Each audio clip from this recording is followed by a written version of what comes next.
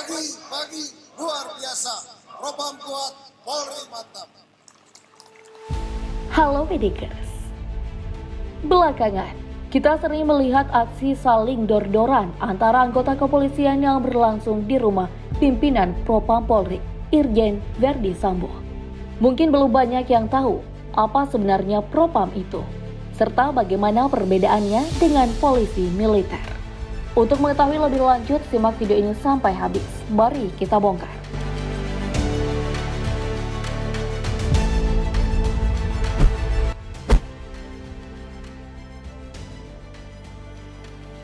Propam adalah singkatan dari Profesi dan Pengamanan.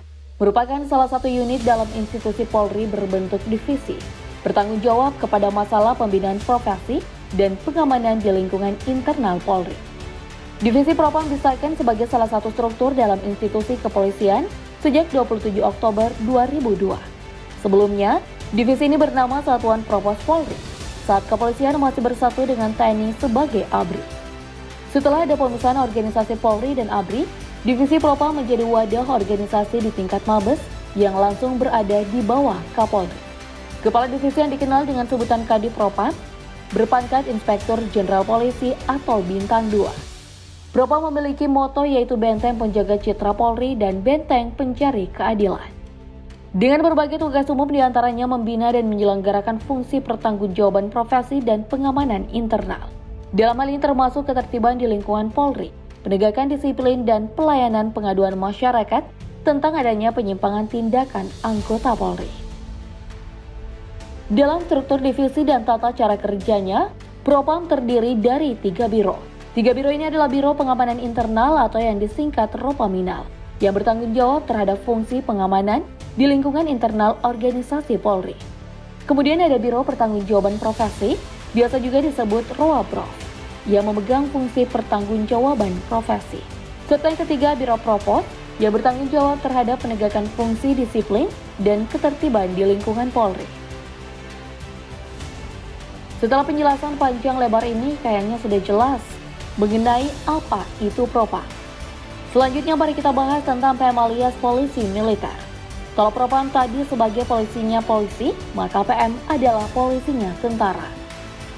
Jadi intinya gitu ya, Pedikers.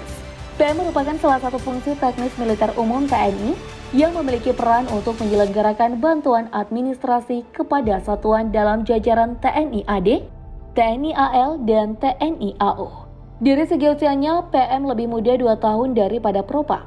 Dalam struktur TNI, PM menjadi otoritas pengawasan tertinggi dan disahkan pada 2004. Panglima TNI saat itu Jenderal Edriartono Sutarto mengeluarkan sebuah surat keputusan yang berisi penyelenggaraan fungsi kepolisian militer di lingkungan TNI.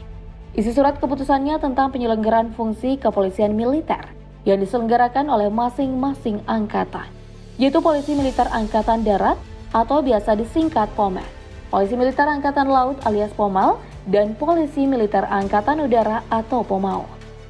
Polisi militer bertugas untuk menyelenggarakan pemeliharaan, penegakan disiplin, hukum, tata tertib dalam lingkungan militer suatu negara, serta berperan mendukung tugas pokok militer untuk menegakkan kedaulatan negara. Polisi militer juga bertugas untuk menindak anggota TNI yang melakukan tindakan kriminal ataupun pelanggaran lainnya, termasuk menangkap dan memproses anggota Propos yang melakukan kriminal dan pelanggaran. Dalam pelaksanaan tugas tertentu seperti penyelidikan kejahatan atau kriminal, polisi militer dapat bekerja sama dengan Kepolisian Republik Indonesia apabila dalam kasus tersebut melibatkan warga sipil. Selain itu, Polri dan PM juga bekerja sama dalam operasi penegakan hukum lainnya, seperti operasi razia lalu lintas gabungan. Polisi militer juga bertugas sebagai pelaksana pengawalan khusus seperti pengawalan terhadap presiden dan wakil presiden, serta pihak-pihak khusus pemerintahan lainnya. Di antara tugas-tugas pokoknya, polisi militer juga bertugas sebagai pengaman instalasi, pelindung pribadi perwira senior, pengaturan dan penjagaan tahanan perang dan tahanan militer, pengendalian lalu lintas khusus, dan pengatur rute perjalanan yang berhubungan dengan militer dan sipil. Wah, luas juga ya wilayah kerja dari polisi militer ini.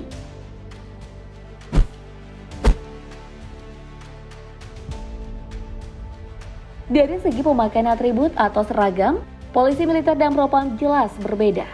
Polisi militer memakai baret berwarna biru dan miring ke kiri dengan memakai logo Satya Wira Wicaksana dan badge di lengan kiri bertuliskan PM. Sementara untuk seragam yang digunakan oleh PM kurang lebih sama dengan seragam TNI pada umumnya, yakni seragam PDL atau pakaian dinas lapangan berupa seragam loreng. Kemudian ada PDH alias pakaian dinas harian berupa seragam kemeja berwarna polos. Sementara PDW atau pakaian dinas upacara yang berupa seragam dengan kerah tegak dan bagian bawah yang agak panjang. Masing-masing seragam tentu mempunyai warna yang berbeda-beda sesuai dengan matranya.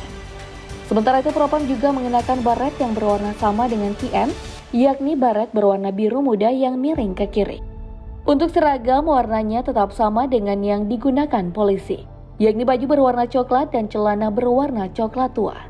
Yang menjadi pembeda antara Propam dan polisi lain adalah badge di lengan kiri yang bertuliskan Prof, serta kopel berwarna putihnya yang menjadi ciri khas.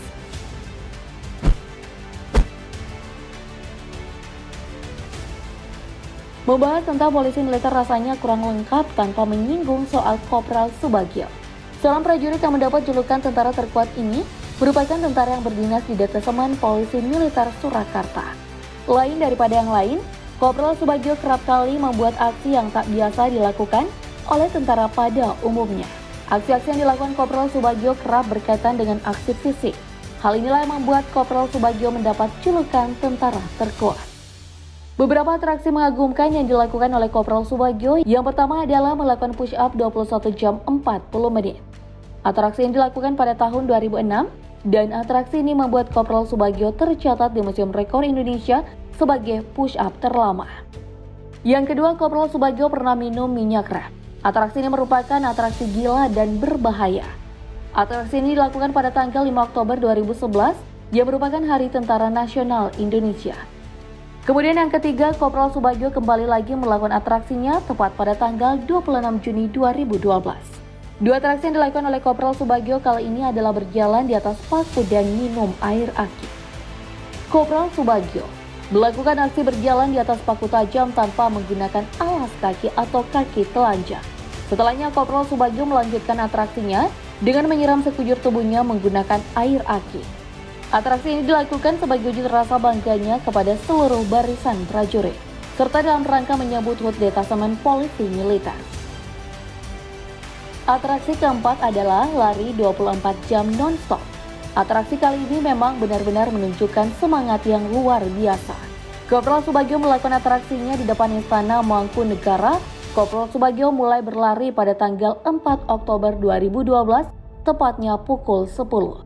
Dan mengakhirinya di jam yang sama pada tanggal 5 Oktober 2012 dengan total jarak yang ditempuh sejauh 118,8 km atau sama dengan 72 putaran Istana Mangkunegara.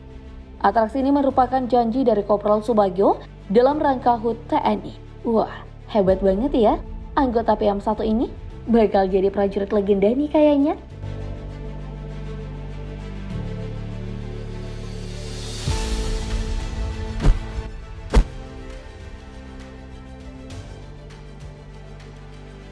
Berbeda dengan PM yang mempunyai beberapa keahlian khusus, Divisi Propam justru menorehkan beberapa prestasi. Salah satu yang terbaru adalah meraih penghargaan dari Menteri PAN-RB, Cahyo Kumolo, pada Senin 20 Desember 2021. Atas prestasinya sebagai unit kerja pelayanan berpredikat menuju wilayah bebas dari korupsi. Selain itu, sepanjang tahun 2021 kemarin, Divisi Propam berhasil menyidak sebanyak 1.694 polisi nakal yang melanggar kedisiplinan.